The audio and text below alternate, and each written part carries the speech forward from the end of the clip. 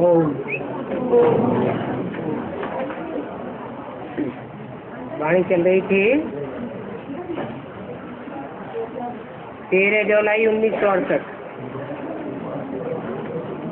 और दूसरे पेज के मध्यांत में बात चल रही थी कोई को समझाना है तो तोते मिसल नहीं समझाना है, खुद हद्दी समझा हुआ हो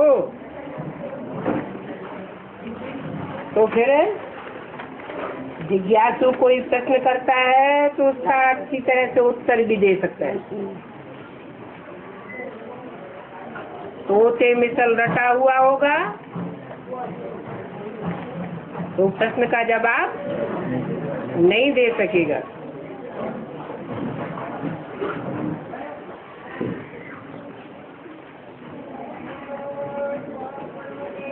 ये तो बच्चे समझते हैं कि विनाश सिर पर खड़ा हुआ है।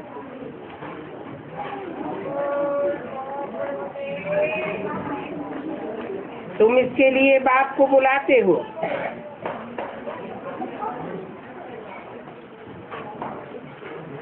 कि आकर के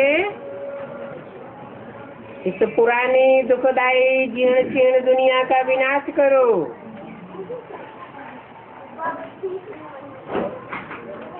और नई दुनिया की स्थापना करो।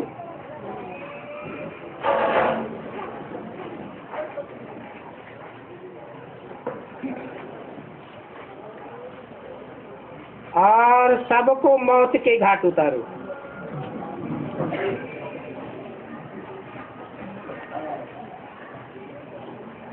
मौत आत्माओं की तो होती नहीं है। होती है क्या? जो आत्म की स्थिति में स्थित तो हो जाएंगे उनकी तो मौत नहीं होगी। किनकी होगी? जो देवान में टिके हुए होंगे, आत्म की स्थिति की प्रैक्टिस नहीं करने वाले होंगे, उनके लिए मौत आया कि आया।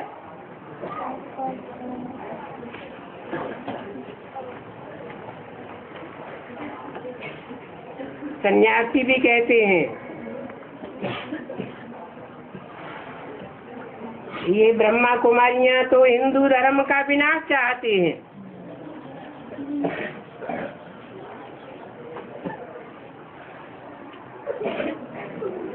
उनका भी जवाब देने वाला होना चाहिए। बोलो, हिंदू तो कोई धर्म ही नहीं होता। कोई देश के नाम पर कोई धर्म का नाम होता है क्या? अमेरिका का रहने वाला होगा, अमेरिका में अमेरिकन धर्म होता है क्या? ब्रिटानिया का रहने वाला होगा, उस नाम पर धर्म पड़ेगा क्या? रूस का रहने वाला और रशियन धर्म पड़ेगा क्या? देश के नाम पर धर्म का नाम नहीं होता है। ये तो विदेशी लोग आए हैं, इन्होंने भारत का नाम बदल करके हिंदुस्तान नाम रख दिया। वास्तव में हमारा तो आदि सनातन देवी देवता धर्म है। तो हिंदू धर्म के बदले देवता बनाना है।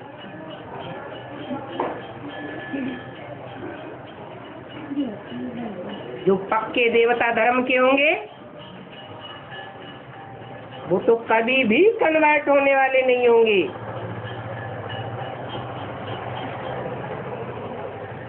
जो और धर्मों के प्रभाव में आने वाले हैं,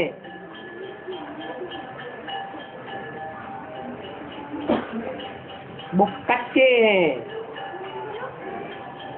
और धर्मों में कन्वर्ट होते रहे हैं।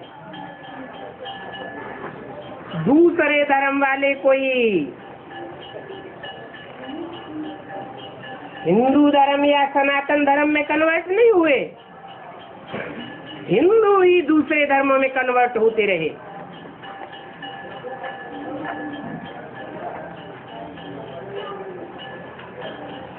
क्योंकि हिंदुस्तान पुराना देश है, पुराने से पुराना है, यहाँ के बासिंदा भी पुराने हैं।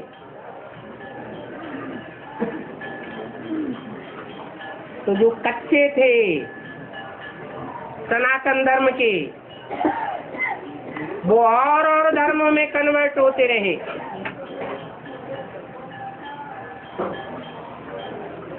और दूसरे दूसरे धर्मों में विचार पनपता है।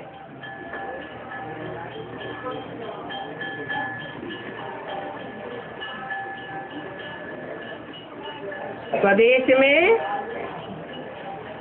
विचार को बुरा माना जाता है।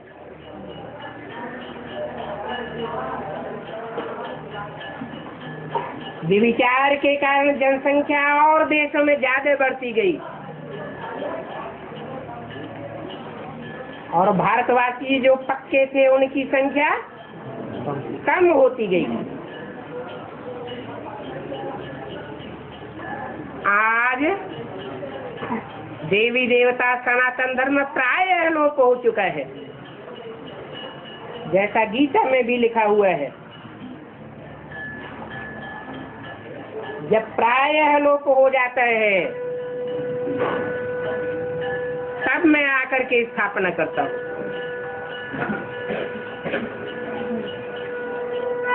पूरा तो लोप नहीं हो सकता, क्योंकि इसका नाम ही है सत्य सनातन धर्म। सत्य का कभी नाश नहीं होता है। और धर्मखंड और देश और धर्म विनाश को प्राप्त होते हैं।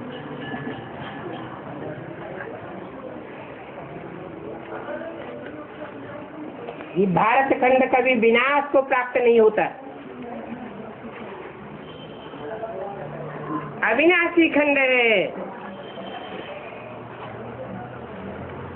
क्योंकि इसकी स्थापना करने वाला भगवान स्वयं अविनाशी है।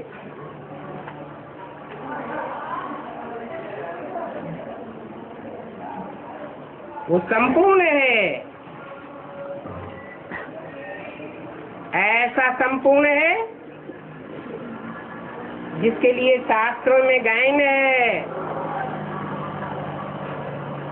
पूर्णमिदं पूर्णमदः पूर्णात् पूर्णमुदच्यते पूर्णस्य पूर्णमादाय पूर्णमेवावशिष्यते। ये सदैव ही पूर्ण है। उस पूर्ण में से पूर्ण भी कोई ले ले, जैसे कि हीरो पाटधारी।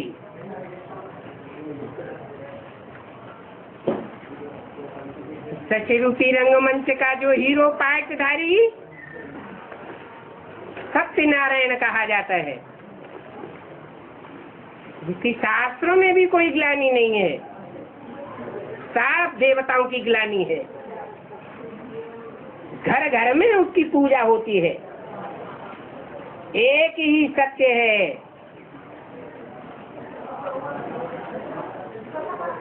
तो सत्यनारायण ने ऐसा पुरुषार्थ किया जो अपूर्ण नर से संपूर्ण नारायण बना और संपूर्ण की याद से बना।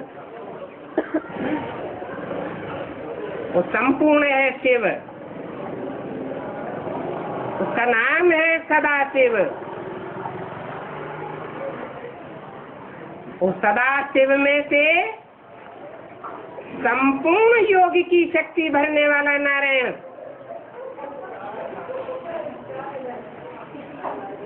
सारी शक्ति खींच लेता है, तो भी सेवा पूर्ण हो जाता है या पूर्ण ही बचता है? पूर्ण ही रहता है।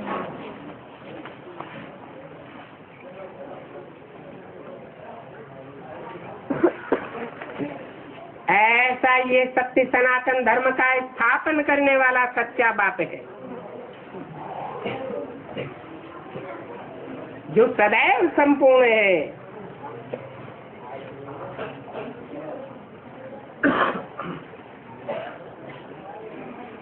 वो आते हैं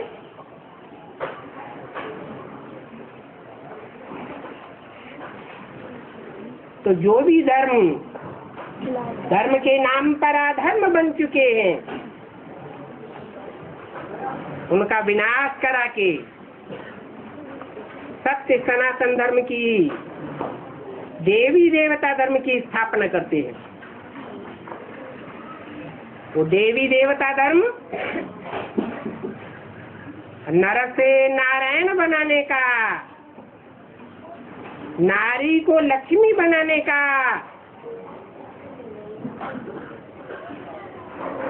एक संपूर्ण उपक्रम है, जो भगवान बाप ही आकर के सिखाते हैं। ऐसा रिस्पांस दिया जाए तो सभी कहेंगे वाह, स्वर्ग में सिर्फ देवताएं ही होते हैं। नाम ही है स्वर्ग, उसके बदले इस दुनिया का नाम है नरक। स्वर्ग स्थापन करने वाला ही है, जो सदैव स्वस्थिति में रहने वाला है, देह के बंधन में आने वाला नहीं, सदैव निराकारी निर्विकारी निरहंकारी है।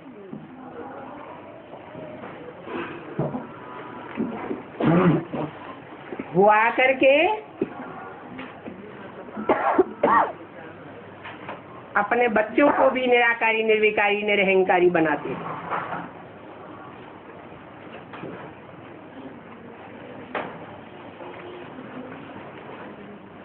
परंतु बच्चे तो बच्चे हैं, बाप बाप ही है। वो ऐसा बाप है जिसको संग का रंग नहीं लगता है। वो बापों का भी बाप है, जो भी बड़े से बड़े धर्म पिताएं हैं, इब्राहिम, बुद्ध, क्राइस्ट, गुरु नानक, उन सब का बाप है।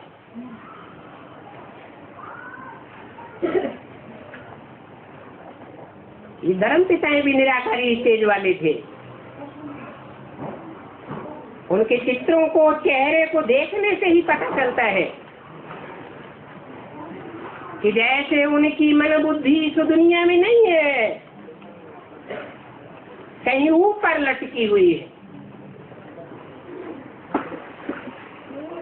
गुरु नानक का चेहरा देखो, महात्मा बुद्ध का चेहरा देखो, क्राइस्ट का चेहरा देखो, वो निराकारी तेज झलकती है। परंतु वो अधूरे बाप हैं, अधूरे धर्म खंडों में आकर अधूरे धर्म की स्थापना करते हैं।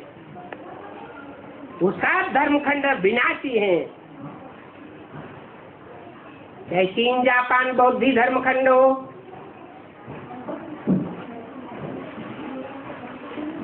चाहे अरब देश हो,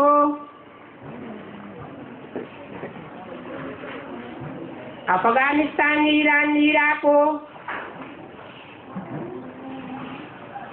जहाँ मुस्लिम धर्म की स्थापना हुई, अथवा ब्रिटानिया हो, जहाँ क्रिश्चियन धर्म पनपा है, अमेरिका हो, ऑस्ट्रेलिया हो, हिस्ट्री बताती है कि आज से 500 साल पहले अमेरिका का नाम निशान मनुष्य के मस्तिष्क पटल पर नहीं था। तो साबित होता है कि वो समुद्र के गर्त में डूबा हुआ था। ऑस्ट्रेलिया का नाम निशान भी 300 साल पहले मनुष्य की बुद्धि में नहीं था। वो भी समुद्र के गर्त में डूबा हुआ था। इब्राहिम का स्थापन किया हुआ इस्लाम धर्म जो अरब देशों में फैला,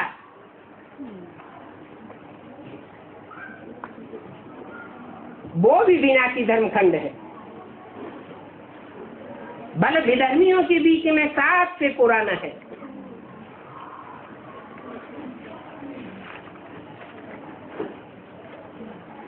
ये सब असत्य है। सत्य धर्म की स्थापना करने के लिए एक ही सत्य बात को आना पड़ता है।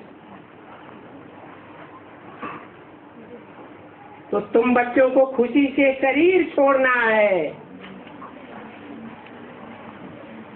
तुम बच्चे माने जो आत्मिक स्थिति में रहने में पक्के हो गए। आत्मिक स्थिति अर्थात रूपात्मा, स्वयं प्रकाशित पितारे की समान आत्मा,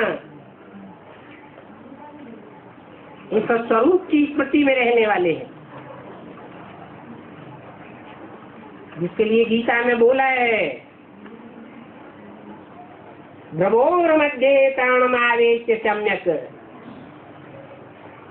प्रकृति के मध्य में इस प्राण रूप आत्मा को, ज्योति स्वरूप आत्मा को बलि प्रकार याद करना चाहिए,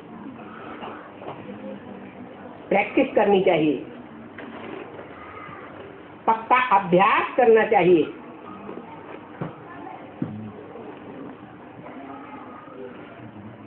अर्जुन ने भगवान से पूछा, गीता कैसी है? कि अर्जुन ने भगवान से पूछा, ये मन बड़ा ही चंचल है, इसे कैसे कंट्रोल किया जाए?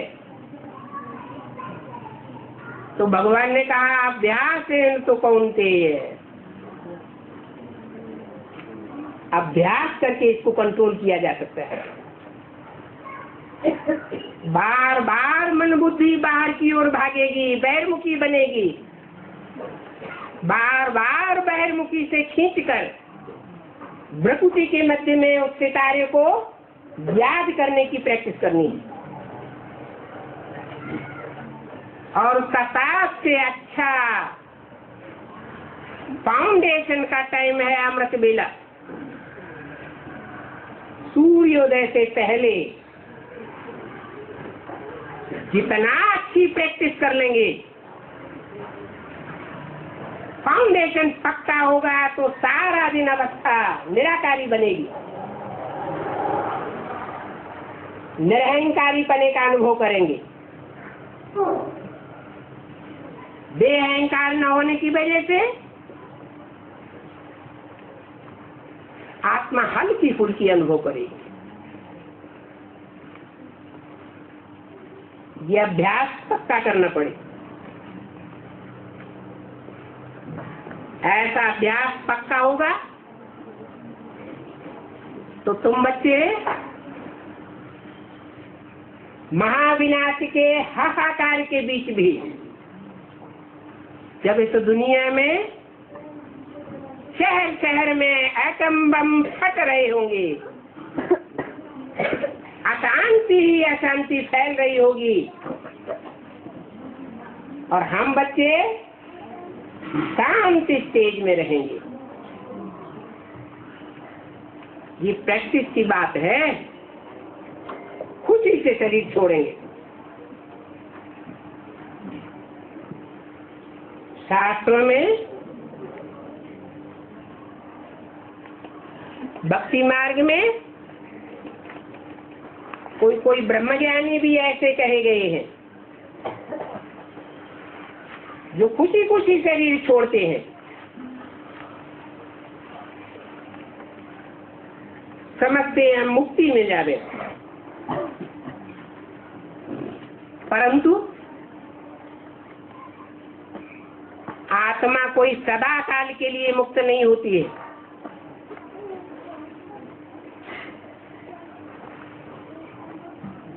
जो लोग समझते हैं कि आत्मा मोक्ष को पावे, सदा काल से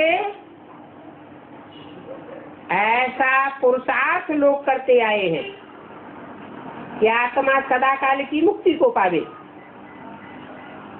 परंतु अगर इस तरह आत्माओं की सदा काल के लिए मुक्ति हुई होती तो मनुष्यों की जनसंख्या बढ़ती या घटती? घट जानी चाहिए। और जनसंख्या लगातार बढ़ रही है। 2500 वर्ष की हिस्ट्री क्या कह रही है? बढ़ रही। मनुष्य जाति की जनसंख्या नहीं बढ़ रही है। मनुष्य जाति का वृक्ष है मनुष्य का शरीर और बीज है आत्मा।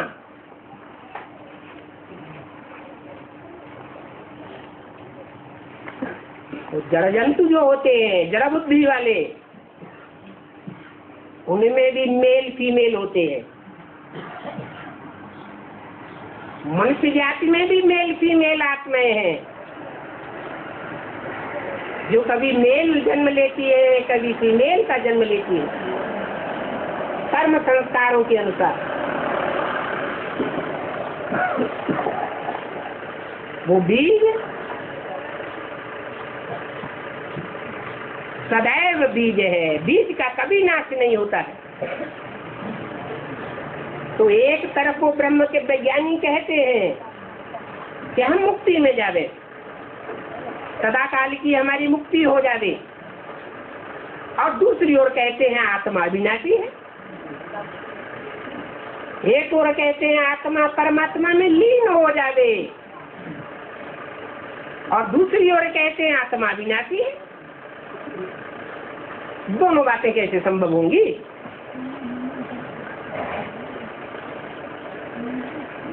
आत्मा पानी का बुदबुदा है। जैसे सागर में से चुल्लू भर पानी लेवे, वो सागर का अंश है,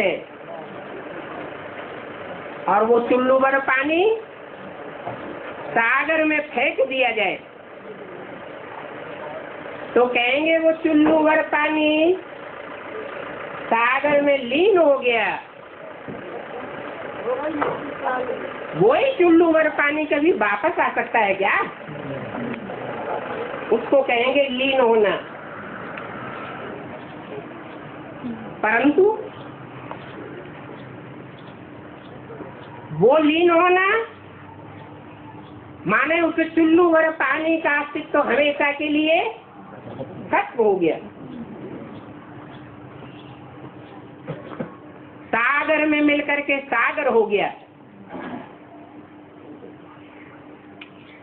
उस चुल्लू भर पानी जो अंश था उसमें गुण तो वही होगा जो सागर के पानी में गुण होता है। क्या गुण होता है? खारा होता है। तो चुल्लू भर पानी में मीठा होगा क्या? खारा ही हो। अगर आत्माएं परमात्मा बाप का अंश है तो उनमें दुर्गुण कहाँ से आ जाते हैं? और सभी मनुष्य आत्माओं में नहीं, जो भी जड़ जीव जंतु है सब में दुर्गुण भरे हुए हैं। ये कहाँ से आए? कहेंगे संग के रंग से आए। जब नई सृष्टि बनी थी, नया सृष्टि रूपी मकान बना था, तो नई चीज सुखदाई होती है या दुखदाई होती है? ये सृष्टि भी सुखदाई थी, आत्माएं सभी सुखदाई थी। वहां कीड़े मकोड़ों जैसी आत्माएं दुखदाई नहीं होती हैं। पहले मनुष्य सतोप्रधान के बाद तमोप्रधान बनता है, और मनुष्य के संसर्ग संपर्क में आने वाली मनुष्य आत्माएं को फॉलो करने वाली सारी मनुष्य के जड़ जीव जंतु संग के रंग में आकर तमोप्रधान बनते हैं। मिसाल के तौर पर जंगल में रहने वाले प्राणी पशु पक्षी होते हैं, वो ज्यादा बीमार पड़ते हैं,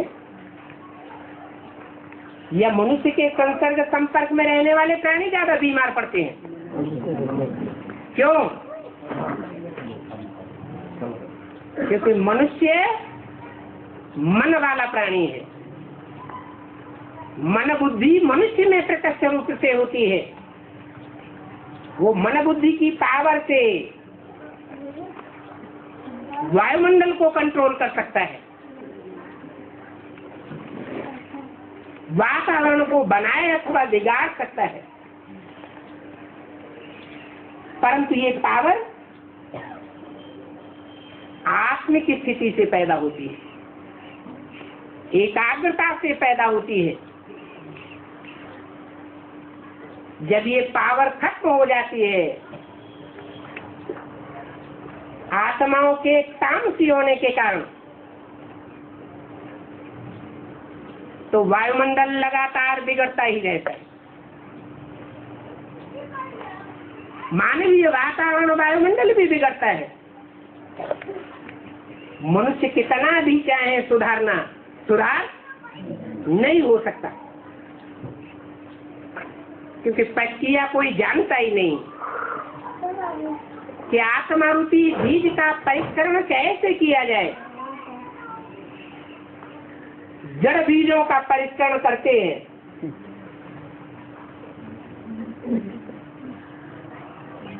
तो उनसे ज्यादा पैदाइश होती है, बड़े बड़े फल निकलते हैं। लेकिन आत्मा रूपी चैतन्य बीज का परिष्कार कोई जानता ही नहीं।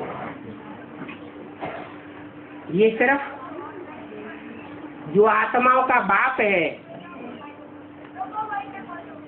वो ही जानता है। वो एक ही तुरीय आत्मा है जो जन्म मरण के चक्र में नहीं आने के कारण सदैव ज्ञान का सागर है। और जो भी आत्माएं हैं वो सात जन्म मरण के चक्र में आती रहती है। ऐसे नहीं कि वो आत्माएं परमात्मा में लीन हो जाती हैं, नहीं, पुनः आवर्तन होता रहता है। एक साइकिल पूरा होता है चतुर्युगी का, फिर दूसरी चतुर्युगी शुरू होती है, तीसरी चतुर्युगी शुरू होती है। अनादिकाल से ऐसे ही चलता चला आया।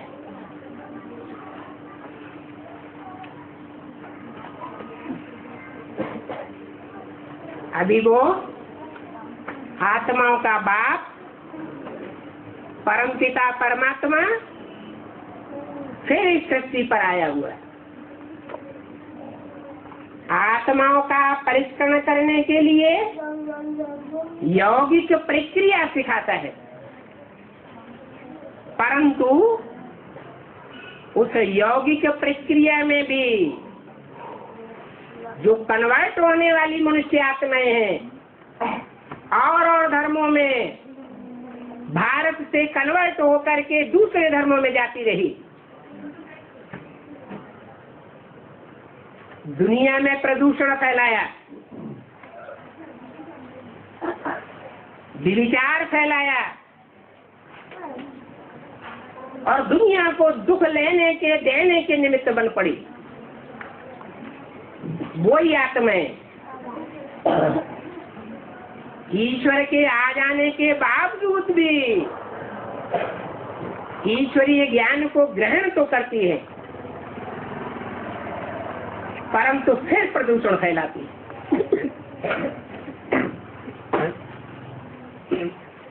ये एक प्रकार से शूटिंग कहो, रिहर्सल कहो, रिकॉर्डिंग कहो, परमात्मा बाप के आने पर ये कार्य होता रहे। बाप तो आता है 100% नई दुनिया बनाने के लिए। अब बेचारी शिवालय की दुनिया बनाने के लिए, परंतु कन्वर्ट होने वाली आत्माएं अपनी आदत से बाज नहीं आती और ईश्वरीय कार्य में व्यवधान फैलाती हैं।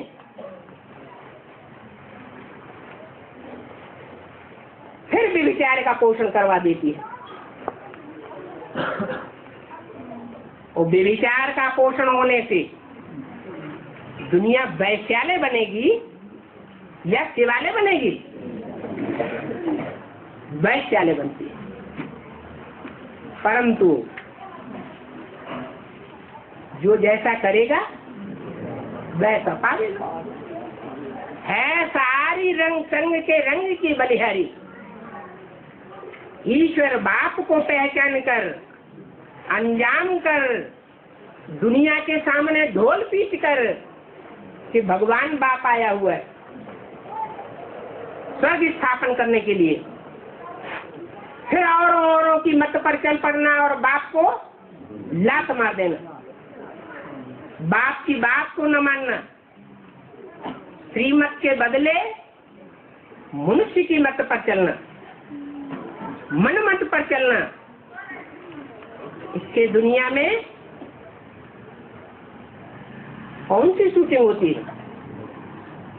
विचार की, वैश्यालय की शूटिंग होती है। और वो आत्माएं स्वयं भी वैश्यालय में जाने के निमित्त बनती हैं और संगी साथियों को भी जन्म जन्मांतर के लिए वैश्यालय में ले जाने की निमित्त बन जाती है।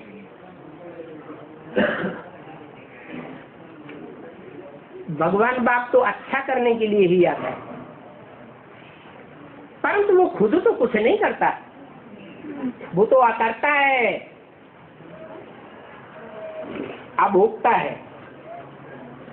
हाँ, गीता में जो शब्द आया है प्रवेश तुम, मैं प्रवेश करने योग्य हूँ, तो निराकार परम ब्रह्म परमेश्वर शिव जब इस शक्ति पर आता है वो तो जानता है ना, इस शक्ति रूपी रंगमंच पर हीरो हीरोइन के रूप में पार्ट बजाने वाली आत्माएं कौन कौन है, उनमें प्रवेश करके वो माता पिता का पार्ट बजाता है। जो दुनिया में गायन है त्वमेव माता क्या पिता त्वमेव, नाम दे दिया है ब्रह्मा, ब्रह्मा ने बड़ी, माँ माने माँ, दुनिया की बड़े से बड़ी माता,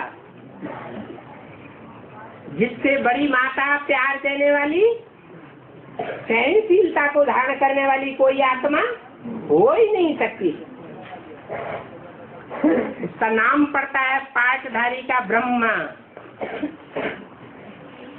परंतु वो परमपिता परमात्मा का माता का रूप है, वर्षा देने वाले बाप का रूप नहीं है। माता बेसिक पढ़ाई पढ़ाने के निमित्त बनती है बच्चों को। वो बेसिक ज्ञान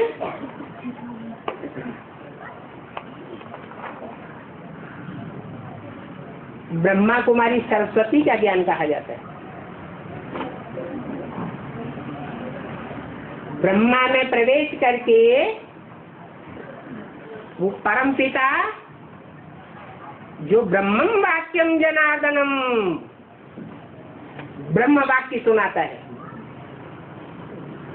उसको कहते हैं वेदवाणी। वेद माने जानकारी, सत्य की जानकारी। सत्य क्या है, सत्य युग क्या है, नई दुनिया क्या है, पुरानी दुनिया क्या है, झूठ खंड क्या है, सत्य खंड क्या है। देखिए जाने बगैर तो कोई पुरुषार्थ कर ही नहीं सकता, तो वो आकर के सत्य का ज्ञान देता है। तो सत्य के ज्ञान को धारण करने वालों में जो अव्वल नंबर पढ़ाई पढ़ने वाला निकलता है वही हीरो पाटधारी सत्यनारायण कहा जाता है, जिसकी यादगार में भारतवर्ष में घर घर में सत्यनारायण की कथा होती है। परंतु वो कथा, वो जीवन कहानी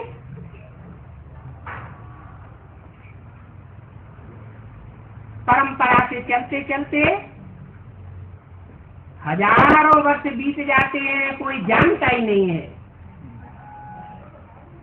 स्वयं परम पिता परमात्मा को ही उसकी सत्य जानकारी देनी पड़ती है कि सच्ची सच्ची सत्यनारायण की ये कथा है कि कैसे वो सत्यनारायण संसार में श्रेष्ठ से श्रेष्ठ पाठ बजाने वाला बनता है, हीरो बनता है, और फिर यौगिक शक्ति क्षीण होते होते सुख भोगते भोगते अनेक जन्म लेते लेते आत्मा किस तरह सतो प्रधान से तमो प्रधान बन जाती है। हीरो पाटधारी की जगह क्या बन जाती है, जीरो पाटधारी बन जाती है। कहाँ 16 कला संपूर्ण चंद्रमा, 16 कला संपूर्ण कृष्ण चंद्र, 16 कला संपूर्ण नारायण, और कहाँ कलाहीन जिसमें आत्मिक शक्ति का नाम निशान नहीं रहता, अंश मात्र कहने मात्र चैतन्यता रहती है, बाकी पत्थर बुद्धि। जिसकी यादगार में हमारे भारतवर्ष में ही नहीं विदेशों में भी जो खुदाइयां हुई हैं, उन खुदाइयों में वो लिंग मूर्तियां मिली हैं। वो लिंग मूर्ति जो पत्थर की ज्यादा तादाद में मिली, उससे थोड़ी तादाद में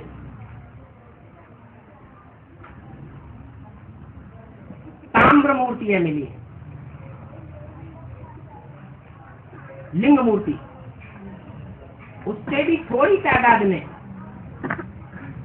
रजत लिंग मिले हैं, उससे भी कम तादाद में स्वर्ण लिंग मिले।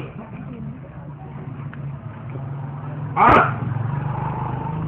भारत की हिस्ट्री में जो पुराना का पुराना मंदिर है दूसरा सोमनाथ मंदिर, उसमें भी वो पत्थर का लिंग तो था, परंतु उसमें हीरा जड़ा हुआ। स्वर्ण लिंग की ज्यादा कीमत होगी या हीरे की ज्यादा कीमत होगी? आज मनुष्य का जीवन पत्थर बुद्धि के होने के कारण, पत्थरों को याद करने के कारण, पत्थरों की मूर्तियों को याद करेंगे तो बुद्धि पत्थर बुद्धि बनेगी या पारस बनेगी? जैसे को याद करेंगे वैसी बुद्धि बनेगी। चोरों डकैतों का संग करेंगे, चोरों डकैतों की याद आती रहेगी तो उनके वाइब्रेशन, उनका वातावरण, उनके संग का रंग कतई लगता रहता है। तो बुद्धि कैसी बनेगी? चोर डकैतों जैसी बनेगी। यही हाल भारतवासियों और भारत के हीरो पाटधारी का हो जाता है।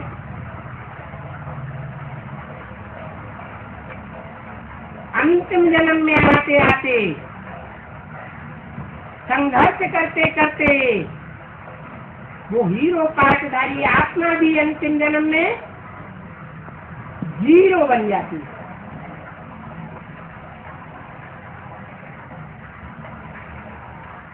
आत्मिक शक्ति क्षीण हो जाती है।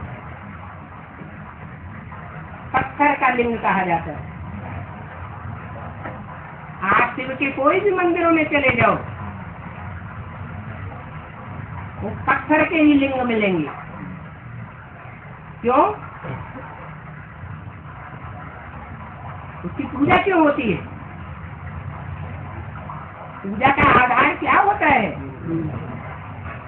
पूजा का आधार होता है कि लिंग बड़ा रूप है या लिंग में जो बिंदु रखा जाता है वो बड़ा रूप है? वो बिंदु परम पिता परमात्मा ज्योति बिंदु शिव की यादगार है, जो सोमनाथ मंदिर में हीरे के रूप में दिखाया गया था। और लिंग जिस मनुष्य तन में वो सुप्रीम सोल प्रवेश करता है, मुकर्रर रूप से प्रवेश करता है।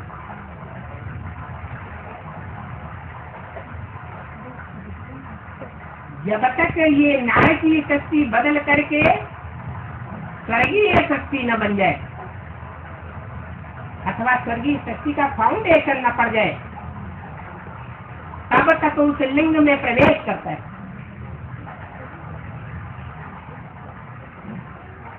वो सारा ही टाइम शूटिंग का टाइम, रिहर्सल का टाइम है, रिकॉर्डिंग का टाइम है। रिहर्सल के टाइम पर जो जैसा पार्ट बजाएगा ब्रॉड ड्रामा में वही पार्ट प्ले होगा। नूड हो जाती है। भगवान किसी को सुख या दुख नहीं देता है। देता है क्या? नहीं, वो तो रास्ता बताता है, श्रीमत देता है। ऐसा करेंगे तो ऐसा पावेंगे, वैसा करेंगे तो वैसा पावेंगे। कर्म अकर्म विकर्म की गति बताता है। अब जो आत्मा जैसा पार्ट बजाती है,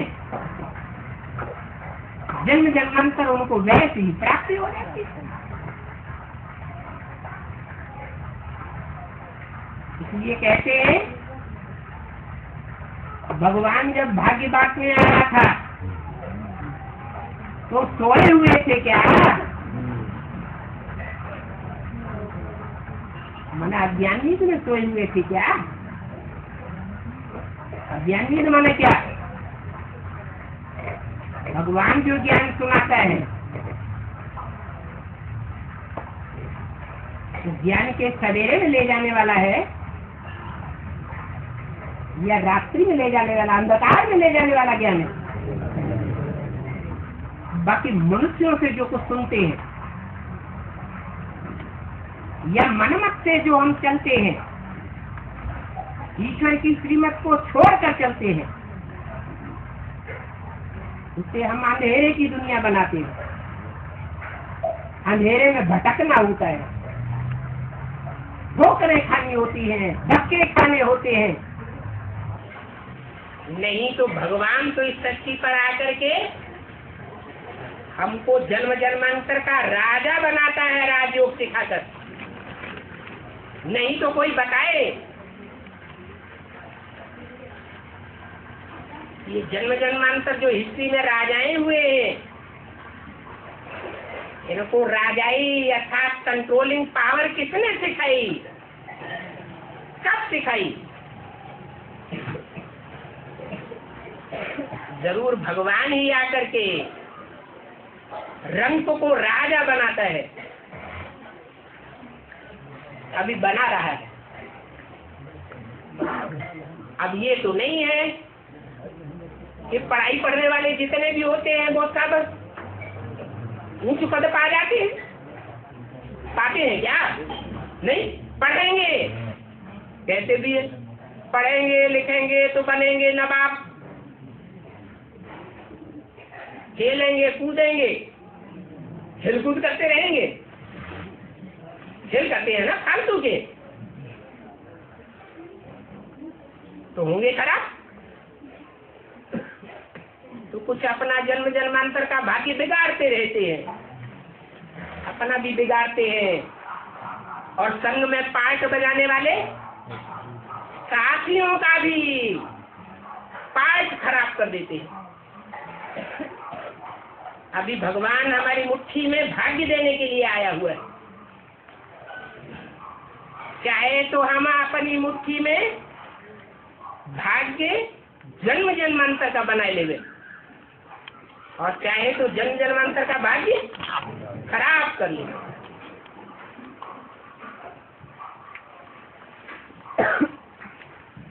बाकी मुसलमान लोग ऐसे कहते हैं, हिंदू भी कहते हैं कि भगवान ही सुख देता है, भगवान ही दुख देता है। लेकिन वास्तव में भगवान को सुख का सागर कहा जाता है, सुखदाता कहा जाता है या दुखदाता कहा जाता है? दुख का सागर कहा जाता है, कोई नहीं कहता। भगवान तो सुख ही देने आता है, और सुख मिलता है सत्कर्म से। सत्कर्म पुण्य को कहा जाता है। पुण्य क्या होता है?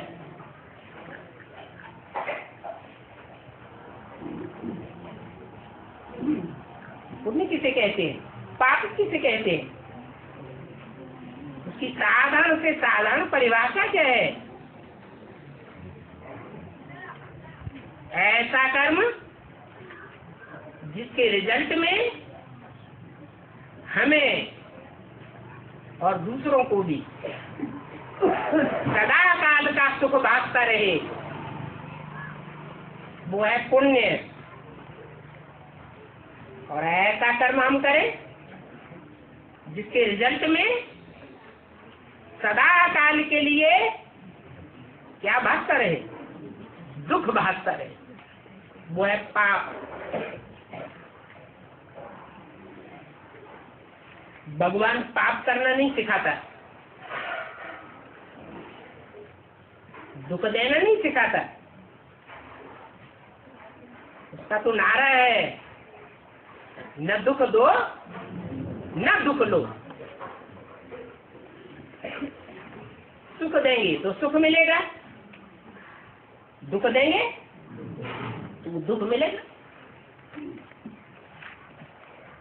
सुख का ही फाउंडेशन डालना चाहिए।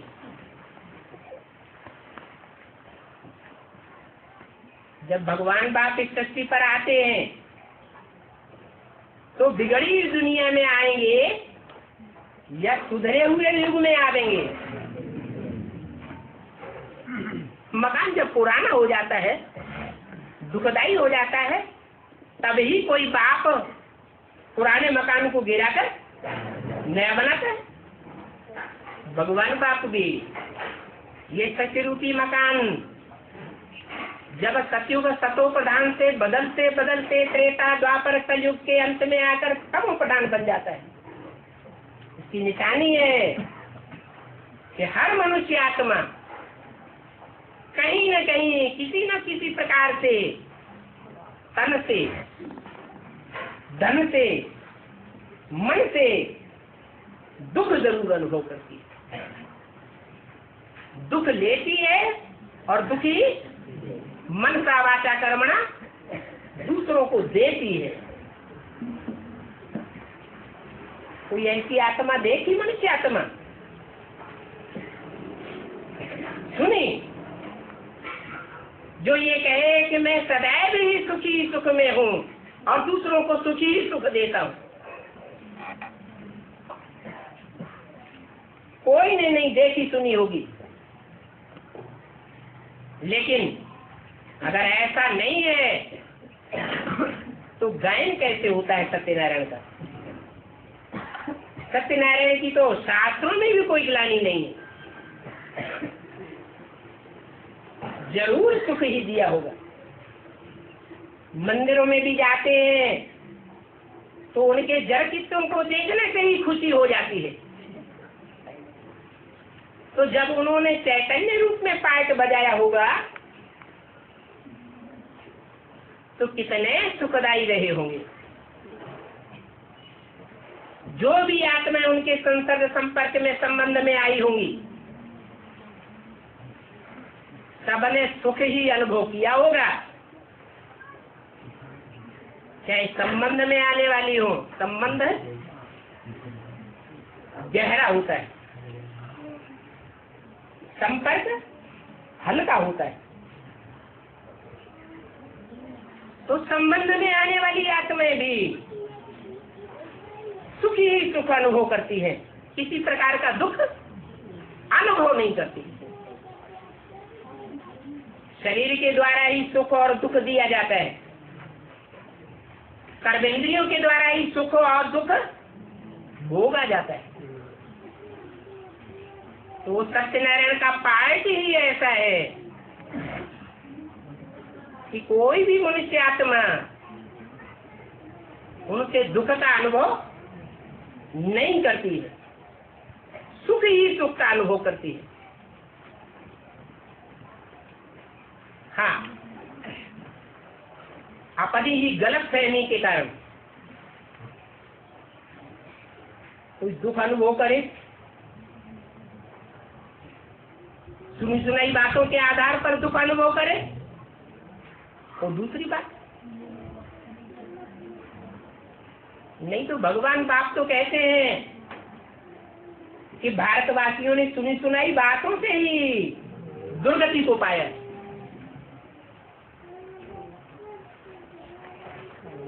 क्रिश्चियंस की, मुसलमानों की सुनी सुनाई बातों से अपने धर्म को छोड़ करके दूसरे धर्म को अपना लिया। तो कितनी दुर्गति हो जाती। भगवान बाप तो कहते हैं सधर्मे निधनम से परधर्मो भयावह। अपने धर्म में मर जाना अच्छा है, दूसरे का धर्म सदैव भय पैदा करने वाला, दुख पैदा करने वाला है। अभी भगवान बाप तो जन्म जन्मांतर का सुख ही सुख बांटने आए हैं, परंतु माया ऐसी है जिसका नाम है माया रावण।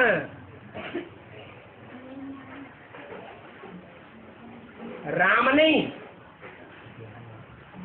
एक ओर है राम और दूसरी ओर है रावण। क्या अंतर है खास?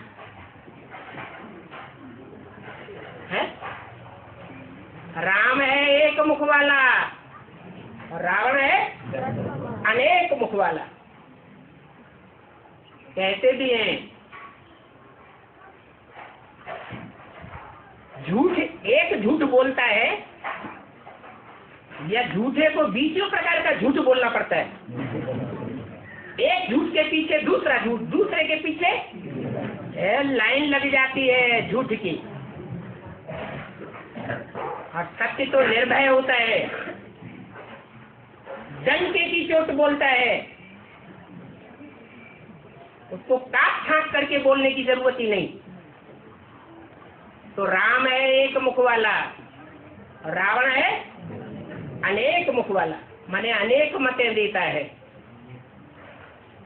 खासकर कितने मुख दिखाए जाते हैं? 10 मुख। दुनिया में भी 10 प्रकार के खास धर्म चल रहे हैं।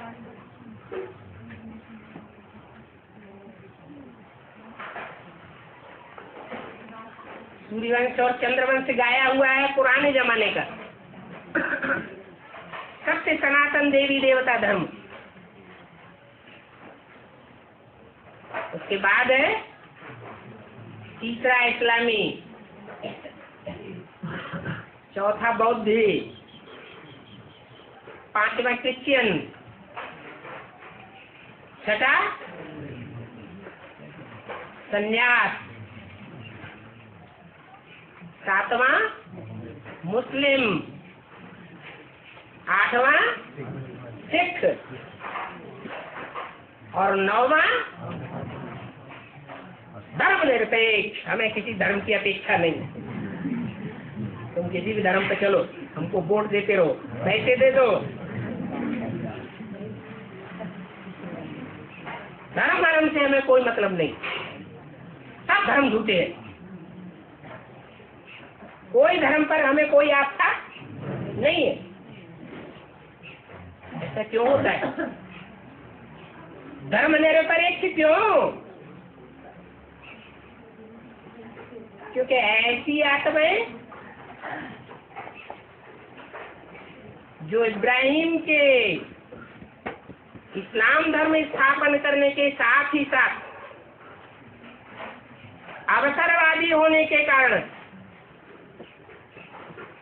जहां देखी तबाह बारात वहीं बिताई सारी रात। इस्लाम धर्म में कन्वर्ट हो गई, बौद्ध धर्म आया तो बौद्ध धर्म में कन्वर्ट हो गई, क्रिश्चियन धर्म आया तो क्रिश्चियन धर्म में कन्वर्ट हो गई। जो जो धर्म पिता और धर्म की स्थापना होती गई वहां वहां कन्वर्ट होते रहे और सबको छोड़ते गए। तो उनके जन्म जन्मांतर की धर्म पर स्थिर रहने की आस्था अडिग होगी या डगमगाने वाली होगी? वो तो किसी धर्म पर विश्वास नहीं करेंगे। आज उनका शासन चल रहा है, सिर्फ भारतवर्ष में ही नहीं, सारी दुनिया में धर्मनिरपेक्ष प्रजा के ऊपर प्रजा का शासन। भगवान ने आकर जो राजयोग सिखाकर राजाएं बनाए थे सत्यनारायण जैसा, वो राजाई देश देशांतर में खत्म हो गई। एक आखिरी देश बचा हुआ था नेपाल। जब भगवान आते हैं तो ऐसा संगठन बनाते हैं नया, जिस नए संगठन में पालना का काम वो आत्माएं करती है। कौन सी आत्माएं? जो आत्मिक स्थिति की ऊंची स्टेज में रहने वाली है, जिसकी यादगार नेपाल नीचे बसा हुआ है या ऊपर पहाड़ों पर बसा हुआ है? ऊंची स्टेज में बसा हुआ है। जैसे शिव के मंदिर ऊंची स्टेज में होते हैं या नीचे होते हैं? ऊंची पहाड़ी पर बनाए जाते हैं।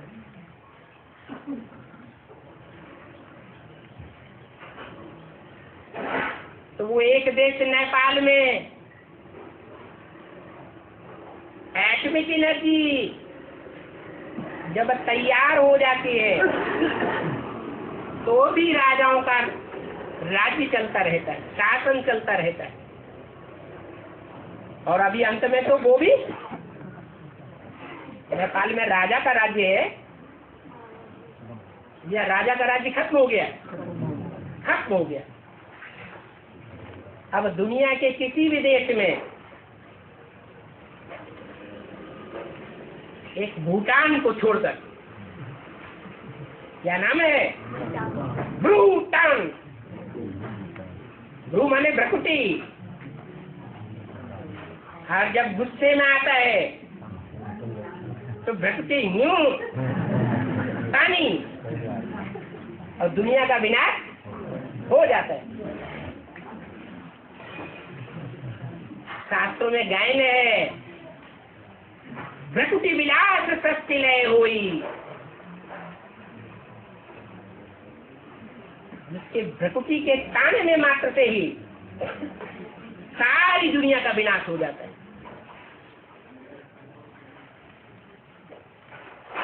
वो परम पिता परमात्मा की मुख्य मूर्ति है, वो भी पहाड़ पर बसी हुई।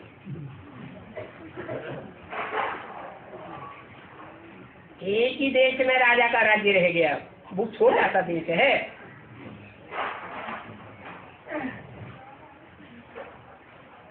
और उसके जो पक्के फॉलोअर हैं वो कितने हैं? सिर्फ 8 निकलते हैं। अष्टदेव कहा जाता है, नवरत्न कहे गए हैं। शंकर के मस्तक के ऊपर वो 8 की माला दिखाई जाती है। तो सृष्टि के पहले जन्म से लेकर के आखिरी जन्म तक सहयोगी बनकर के रहते हैं।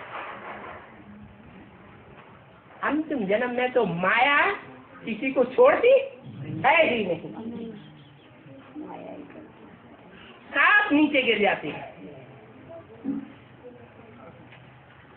एक ही है जो अडिग रहने वाला है,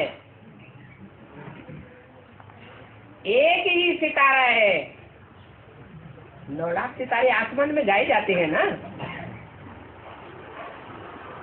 9 लाख हार गाया जाता है ना।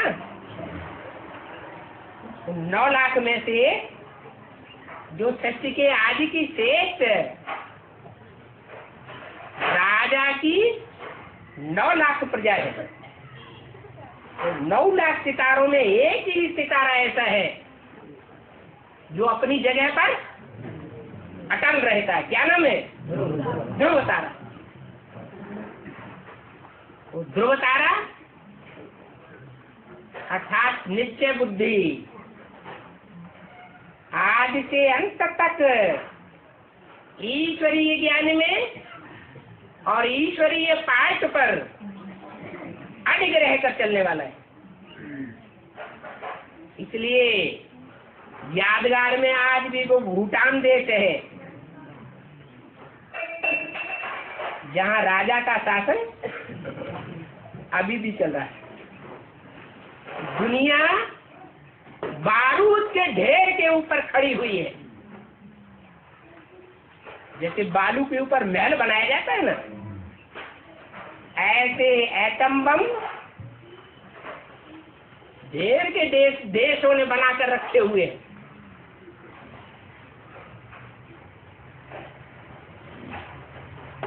दो विश्व युद्ध हो चुके, एक दशक भी पूरा नहीं हुआ, एक शतक भी पूरा नहीं हुआ, तो क्या तीसरा विश्व युद्ध नहीं हो सकता? जो 2 विश्व युद्ध हुए थे उसमें भी दूसरे विश्व युद्ध में 20-20 मेगावाट की बम्बियां तैयार हुई थी। उन बम्बियों ने भी सारी दुनिया को, हिरोशिमा नागासाकी पर जो कहर बरसा, सारी दुनिया को हिला के रख दिया। तब तो 20-20 मेगावाट के थे और अब हजारों हजार मेगावाट के हैं। क्या बुद्धि खराब नहीं हो सकती दो देशों में मुखियाओं की? हो सकती है या नहीं?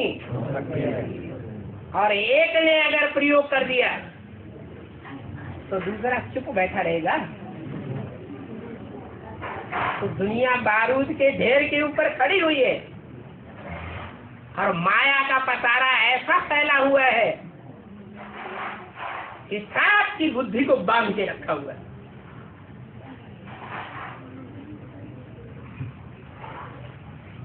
एक आत्मा है जो ईश्वरीय ज्ञान में जो मुख्य संदेश है कि भगवान बाप आया हुआ है, मुकर्रर रथ में साकार रूप में आया हुआ है, नई दुनिया बनाने के लिए आया हुआ है और पुरानी दुनिया का विनाश कराने के लिए आया हुआ है।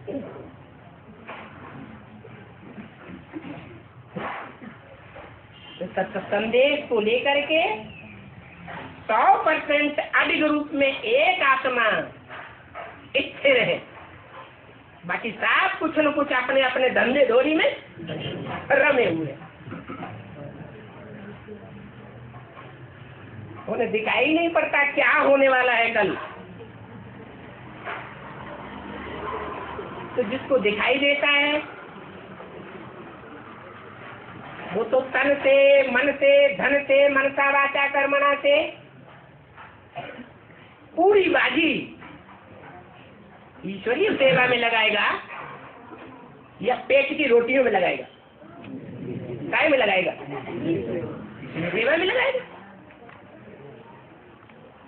तो पक्का निश्चय हो चुका कि भगवान बाप आया हुआ है, विश्व का पालनहार है, तो हमारे पेट की पालना नहीं करेगा क्या? भगवान बाप भी कह रहे हैं, ब्रह्मा के मुख से बोल रहे हैं। ब्रह्मम वाक्यम जनार्दनम कहा जाता है। ब्रह्मा के नाम से चलाई हुई सारे विश्व में व्यापक एक ही संस्था है। कौन सी? ब्रह्मा कुमारी विद्यालय।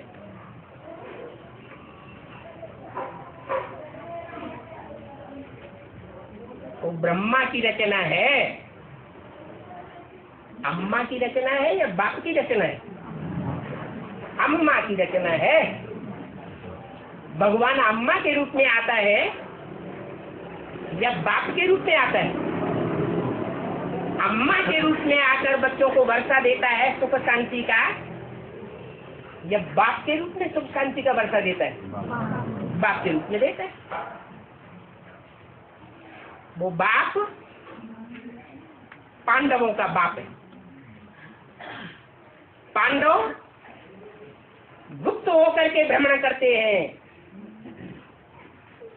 ये प्रत्यक्ष रहते हैं। तो बाप कितना गुप्त होगा?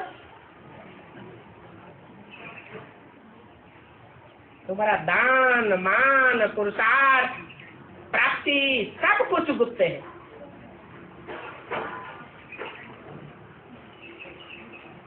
उन्होंने गीत बनाई दिया है, भक्ति मार्ग वाले तो गीत ही गाते हैं ना। गुप्त वेश में सतयुग रचने आया शिव भगवान, अब तो जाग जागे इंसान। गीत बनाने वाले कहते तो आया शिव भगवान, पूछा जाए कहाँ आया है तो जैसे दुनिया वाले कहते हैं सर्वव्यापी है, वो भी क्या कहते हैं? क्या कहते हैं? सर्वव्यापी कहते हैं? नहीं, मुख से नहीं कहते हैं, लेकिन अंदर से समझते हैं कि भगवान का ब्रह्मा विष्णु शंकर का जो पार्ट है वो हमारा पार्ट है। त्रिमूर्ति शिव का पाठ हमारा है और किसी दूसरे का नहीं है। सर्वव्यापी मानना ही हुआ। कहते हैं मुख से भगवान बाप सर्वव्यापी नहीं है, पाठ पढ़ाते हैं दूसरों को, लेकिन पूछा जाए सर्वव्यापी नहीं है तो एक व्यापी कहाँ है बताओ, साबित करो, ब्रह्मा के वाक्यों से साबित करो।